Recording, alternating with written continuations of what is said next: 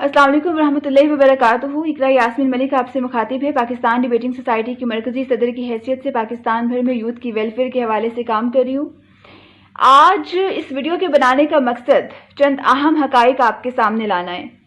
1995 में मेरे वालिद जो कि सरकारी मुलाजमत से ट्रांसफ़र होके सून से केसर से रब्वा आते हैं और मेरी जाए पैदाइश रब्वा ही है।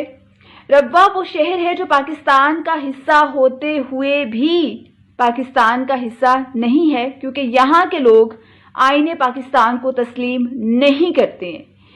अहले रब्वा यानी कादियानी वो लोग हैं जो कि नबी पाक सल्लल्लाहु अलैहि वसल्लम को आखिरी नबी नहीं मानते, बल्कि गुलाम अहमद कादियानी को आखिरी नबी मानते हैं। और ये वो शख्स है जो कि अंग्रेज़ों का एक ब्रांड है, जो कि एक दज्जाली फितना है, जिसको सोचे समझे मंसूबे के तहत मुसलमानों के दरमियान लाया गया।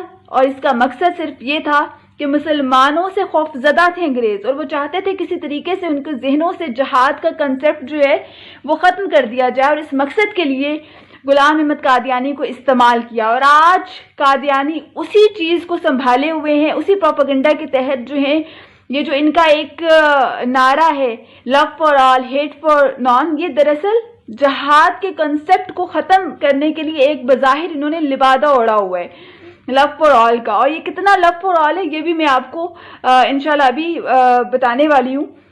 अच्छा, ये जो गुलाम अहमद कादियानी अपनी किताब रूहानी खजाइन में लिखता है, जिल्द नंबर 18 और सफ़ा नंबर गालिबन 207 है, बेशक कुरान मजीद में मुझे ही अहमद और रसूल कहा गया, मोहम्मद और रसूल कहा गया। फिर लिखता है कि सच्चा खुदा वो है जिसने कादियान में अपना रसूल भेजा।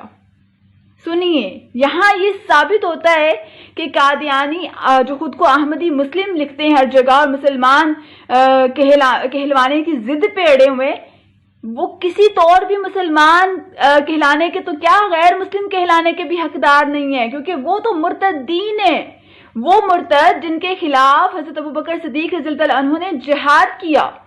और ये पाकिस्तान के कितने खैर खां हैं इसका अंदाज़ा इस चीज़ से लगाइए, क्योंकि मेरी सारी स्कूलिंग वहाँ की है, मैंने वहीं से ग्रेजुएट किया। और ये जो इस वक्त आप डिग्री देख रहे हैं मेरे हाथ में, ये इन्हीं के जो एक इदारा है नुसरत जहाँ गर्ल्स पोस्ट ग्रेजुएट कॉलेज रब्बा, वहाँ से मैंने ग्रेजुएट किया। तो हमें मॉर्निंग असेंबली में पाक सरजमीन शाद बात ये नहीं पढ़ाया जाता था, लब पे आती है दुआ बन के तमन्ना, ये नहीं, बल्कि ये एक ऐसी पॉलिसी पे काम कर रहे हैं और अपने बच्चों की जहन साजी कर रहे हैं जो आने वाले 10 से 15 साल में इंतहाई इस मुल्क के लिए खतरनाक साबित हो सकती है। सुनिए, जो इनका नजरिया है, जो ये अपने बच्चों को असेंबली में जो रोज रटवाते हैं, उनके जहनों में बिठाते हैं, कभी ये भूल न जाना ये बेजरर से लोग जो हक की राह में गर्दन कटा भी सकते हैं। इमाम वक्त के अबरू के एक इशारे पर, इमाम वक्त से मुराद वो मसरूर अहमद है जो कि अभी इनका रिसेंट खलीफा है। इमाम वक्त के अबरू के एक इशारे पर तुम्हारे ज़ौम के पुर्जे उड़ा भी सकते हैं। ये लव फॉर ऑल का प्रचार करने वालों का असल चेहरा है। कभी ये भूल ना जाना ये पुरअमन से लोग वक्त आने पे असलहा उठा भी सकते हैं। सदर उमूमी के दफ्तर पे जब रेड हुआ तो असलहा बरामद हुआ, ये हकीकत पर मबनी चीजें हैं। इमाम वक्त के चेहरे पे जो मलाल आए तुम्हारी 7 नस्लें मिटा भी सकते हैं। ये कादियानी धमका रहे हैं, धमकी दे रहे हैं मुसलमानों को, उम्मत मोहम्मदी को। और समझ से बालातर है कि हर चौथे रोज जो है, हर चौथे महीने किसी न किसी को हमदर्दी का बुखार चढ़ जाता है। कभी कादियानी को ओहदा देने की बात होती है, कभी खत्मे नबूवत की मोहर को छेड़ दिया जाता है, उसमें तरमीम की जाती है, कानून में उसकी बात होती है। कभी जो है वो इनको अकलियत के हकूक देने की बात होती है। कौन से हकूक? ये आईने पाकिस्तान को नहीं मानते तो इनको अकलियत के हकूक दिए कैसे जा सकते हैं? ईसाई अगर वो हकूक ले रहे हैं तो वो मानते हैं 1973 के आइन को तस्लीम करते हैं, यहूदी मानते हैं, हिंदू मानते हैं, कादियानी नहीं मानते हैं। आप ये देखें पाकिस्तान में ऐसा कौन सा शहर है जहां पे मीडिया की रसाई नहीं है।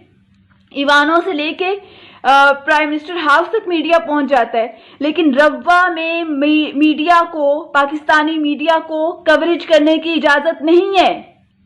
आप वहां जाके कवरेज नहीं कर सकते, आप उनके दफातर को विजिट नहीं कर सकते। और کیونکہ وہاں ان دفاتر میں آئے روز دن رات جو ہے وہ ملک کے خلاف سازشیں ہو رہی ہوتی ہیں، تو کیسے وہ وزٹ کرنے دے سکتے ہیں آپ کو؟ انہوں نے جگہ ریلیز پہ لی تھی 100 سال کے لیے گورنمنٹ سے، اور آج تک اس کا ٹیکس پے نہیں کیا۔ آپ یہ دیکھیں، ربوہ سے لے کر احمد نگر اور اس سے آگے لالیاں اور سیال موڑ تک یہ زمینیں خرید چکے ہیں اور وہاں اپنی بستیاں بسا چکے ہیں، ملک بھر میں اپنے لوگوں کو لا کر کے آباد کر کے اور ایک مضبوط اپنا نیٹ ورک بنا رہے ہیں۔ آج اگر ہم نے اس قادیانیت پر ایک واضح حکمت عملی نہیں اپنائی، یاد رکھیے گا جو نبی پاک صلی اللہ علیہ وآلہ وسلم کے لیے اپنے دل میں بغض رکھتے ہیں نا، وہ کبھی آپ کے دوست نہیں ہو سکتے، وہ کبھی آپ کے ساتھ جو ہے وہ ایک محبت اور خلوص کے ساتھ پیش نہیں آ سکتے۔ میری آپ سب سے یہ گزارش ہوگی کہ قادیانیت کے اوپر ایک واضح موقف اپنائیں اور اس میں ذرا بھی لچک جو ہے وہ کسی صورت نہیں ہونی چاہیے۔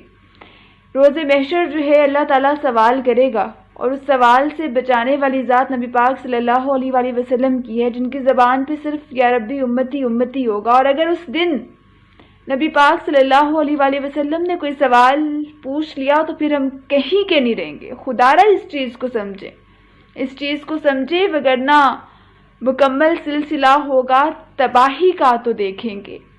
پس پردہ چھپے تھے کیا حقائق پیش منظر کے۔